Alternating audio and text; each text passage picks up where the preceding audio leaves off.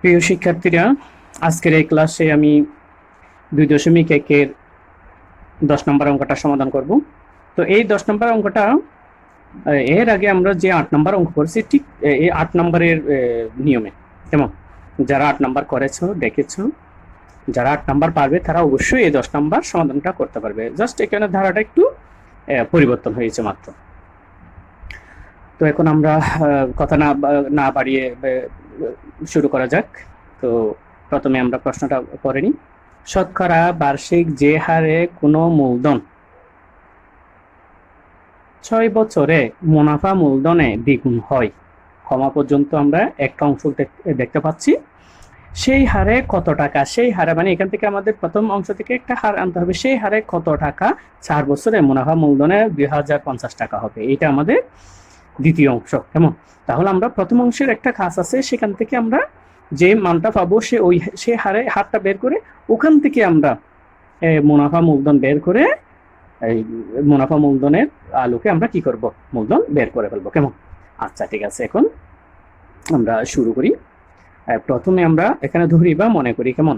ধরিও লিখতে পারো, মনে করিও লিখতে পারো। মনে করি মূলধন পি সমান আমরা কত ধরবো? কত মনে করবো? 100 টাকা। কেমন? তারপরে হচ্ছে সময় এন সমান কত বছর দিয়েছে?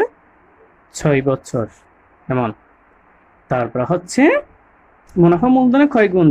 দ্বিগুণ যেহেতু বলেছে আমরা মূলধনকে 2 দিয়ে গুণ করবো, সুতরাং মুনাফা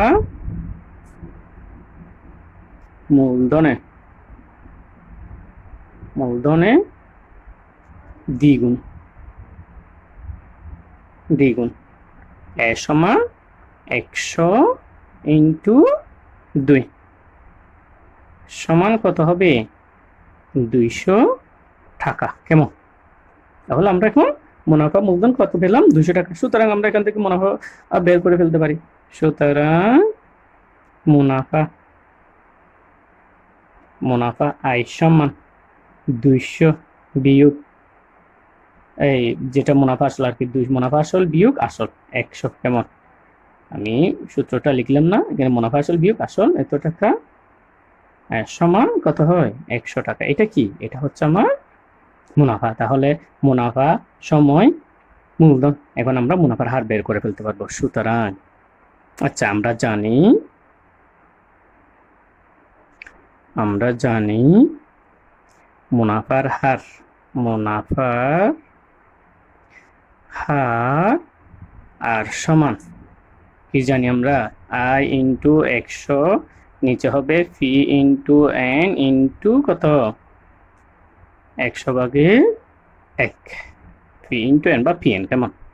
তাহলে এখন আমরা আই এর জায়গায় লিখবো 100। কেমন? এটা ইন্টু 100, পি এর জায়গায় আবার 100 ইন্টু এন এর জায়গায় হবে কত?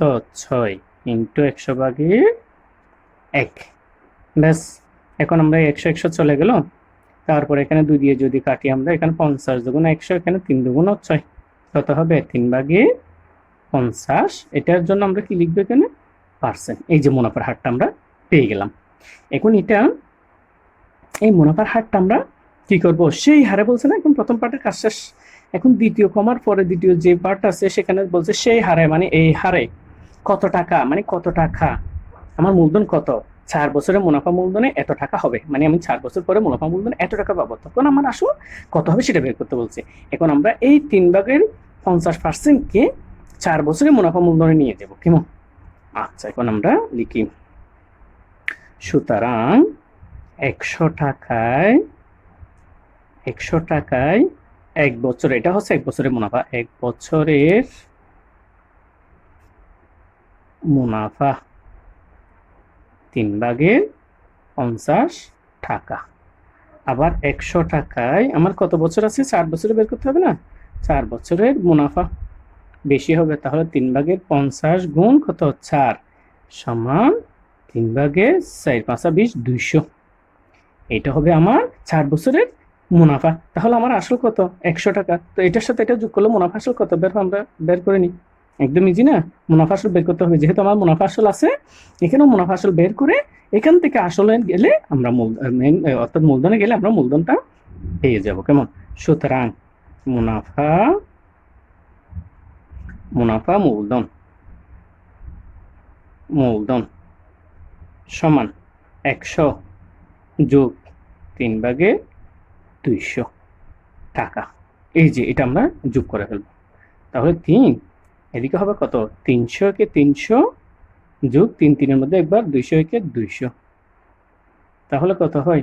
সমান সমান 3/500 টাকা। এটা হবে আমার মুনাফা মূলধন। তো মুনাফা মূলধন যদি 3/500 টাকা হয়, তখন তার মূলধন কত? 100 টাকা। মুনাফা মূলধন 1 টাকা হলে তারপরে এই যে 2050 টাকা হলে ব্যাস আমাদের একটা মূলধন চলে আসবে। ওই মূলধনটাই হবে আমাদের মেইন মূলধন। কেমন? ওকে, এখন আমরা ওকিং নিয়মটা করে নিই। তাহলে এখন আমরা ওকিং নিয়ম কাজটা করে ফেলি। হ্যাঁ, সুতরাং মুনাফা মূলধন